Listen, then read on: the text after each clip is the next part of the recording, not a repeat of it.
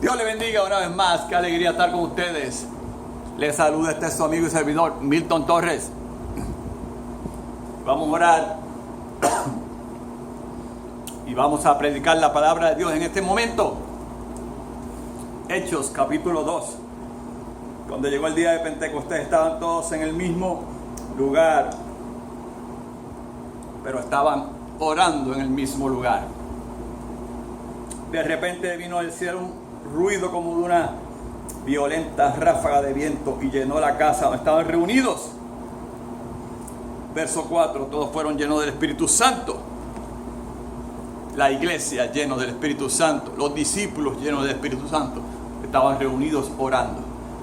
Y en este día del mensaje de avivamiento 4, hablamos de los efectos del segundo gran despertar en Estados Unidos. Hubo otros grandes movimientos de Dios en el mundo entero a través de los siglos. Pero estos fueron 50 años de avivamiento. 1800 al 1850 aproximadamente, donde se predicó la palabra de Dios en un territorio extenso de los Estados Unidos, donde había muchos lugares donde no habían iglesias porque eran nuevos territorios que estaban siendo conquistados. No habían iglesias, no habían templos, es decir, y entonces habían predicadores itinerantes que iban a caballo a predicar donde había lluvia. Podía haber lluvia, podía haber nieve, podía haber sol, podía haber las inclemencias cualquiera, pero iban a predicar a caballo. En esta época se distinguió Charles Finney, el predicador Charles Finney, que estaba predicando el mensaje de arrepentimiento.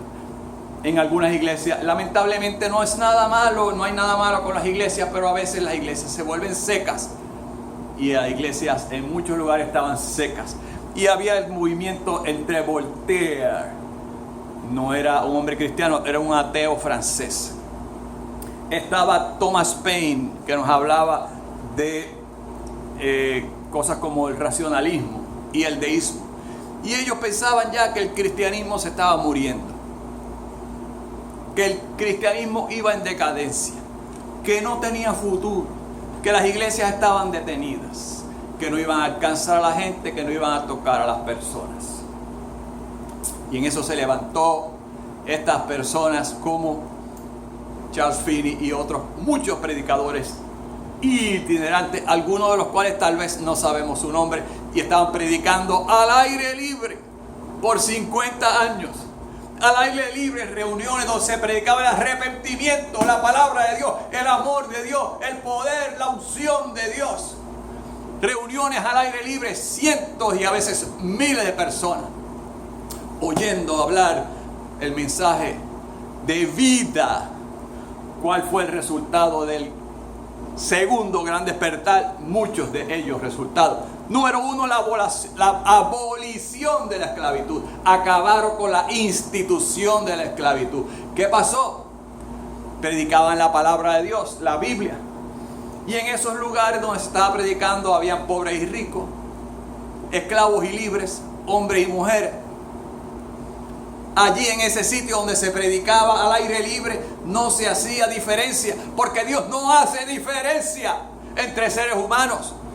Todos tienen dignidad, todos son dignos de respeto a los ojos de Dios. Y empezaron a predicar eso, el mensaje de Dios, del amor de Dios. Empezaron a hacer periódicos abolicionistas, empezaron a hacer sociedades abolicionistas, y cuando trabajaron por decenas de años en esa dirección, acabaron con la esclavitud, donde empezó toda la predicación de la palabra de Dios. El ejercicio, y no meramente que se predicaba, sino que las reuniones que eran al aire libre, allí estaban todos, ricos y pobres, esclavos y libres, hombres y mujeres. Todos estaban allí presentes porque eran dignos de oír el mensaje de Dios. Resultado, se pusieron sociedades de temperancia. Sociedades de temperancia porque había un exceso de alcoholismo. Había problemas serios en una sociedad donde había mucha borrachera. Sociedades de temperancia para que la gente aprendiera a evitar los excesos en el consumo del alcohol. Aumentó el número el crecimiento de las iglesias porque se estaba predicando, la gente se convertía, conocía el poder y el amor de Dios. Se formaron sociedades misioneras. ¿Qué es eso? Pues vamos a hacer trabajo misionero. ¿Qué es trabajo misionero? Donde las iglesias se reúnen, pero dicen, vamos a llegar a otros lugares donde hay gente pobre. Vamos a ir a otros sitios donde hay necesidades, problemas sociales. Vamos a ir a otras naciones donde necesitan conocer la predicación que ya nosotros conocemos. Y eso eran sociedades misioneras. Se fundaron más de 600 universidades y colegios. Y mucha gente hoy día dicen, vamos a sacar la Biblia de los colegios, de las universidades, de las escuelas. Pero muchas universidades comenzaron porque dijeron, vamos a enseñarle Biblia a la gente. Y la gente son analfabetas. No saben leer y escribir, pero vamos a enseñarle la Biblia y vamos a enseñarle a leer y escribir. Y así se fundaron muchas universidades que hoy día son famosas y han sacado la Biblia. Escuelas han sacado la Biblia. Pero en sus orígenes no era así. Se surgió la reforma en las prisiones porque descubrieron que había serios problemas en las prisiones. El crimen era terrible, por eso vemos las películas de los vaqueros, donde los vaqueros andaban con una pistola, con un rifle. Había un programa que yo veía que cuando jovencito, cuando adolescente, se llamaba La Ley del Revólver. Es decir, en otras palabras, aquí gana el primero que dispara. El primero, el que es guapo, el que saca la pistola más rápido, ese es el que gana. Y el que gana puede ser el bandido y la banda de los bandidos. Y a lo mejor el sheriff tiene la pistola, el comisario tiene la pistola, pero el bandido saca la pistola más rápido que el sheriff y lo mata. Y esa era la ley del revólver. Y cómo la sociedad evolucionó, ya que para que la gente no andara con un revólver o con un rifle en las manos para defenderse. Evolucionó porque se predicaba el evangelio, porque hubo un gran despertar que duró 50 años en medio de la decadencia moral. Por eso es que en medio de la oscuridad la iglesia tiene que brillar. En medio de la oscuridad hay que llevar mensaje. En medio del pecado, en medio de la crisis, en medio de los problemas. Usted dice ahora en este momento, no, pero los problemas de la sociedad son bastante grandes. Usted no tiene idea. Pues ahí donde los problemas de la sociedad son grandes, ahí queremos llevar la Biblia, el Evangelio, pero fuera de cuatro paredes. Ahí queremos llevar donde está la juventud confundida, donde están los problemas serios y graves de criminalidad, donde hay problemas morales y espirituales horribles, donde los hogares se están destruyendo, se están desbaratando. Ahí queremos llevar evangelio y avivamiento, porque la sociedad puede ser transformada con el poder de Dios. Ese fue el segundo gran despertar, 1800 a 1850 aproximadamente. Y lo que pasa es que luego que hay ese gran despertar, continúa el oleaje y continuaron otros predicadores.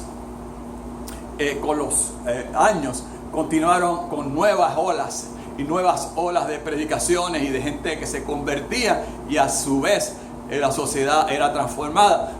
¿Transformada cómo? Con el poder de Dios, con la potencia del evangelio. Hoy el hombre vio el fracaso, el ser humano sacaron a Dios y vieron el fracaso, quitaron a Dios y vieron el fracaso. Dijeron, nosotros somos poderosos, nosotros no necesitamos a Dios. Dios tiene una noticia para usted: tiene que arrepentirse de sus pecados y tiene que poner a Dios para que la sociedad se enderece, para que venga un mundo donde haya decencia y los hogares sean restituidos. Y vamos a orar entonces para que venga un tercer gran despertar que va a tomar grandes áreas geográficas, que va a tomar años y que va a ser impactado muchas personas y muchos lugares en la educación, en las artes, en la música, van a ser impactados, porque ese es el poder de Dios.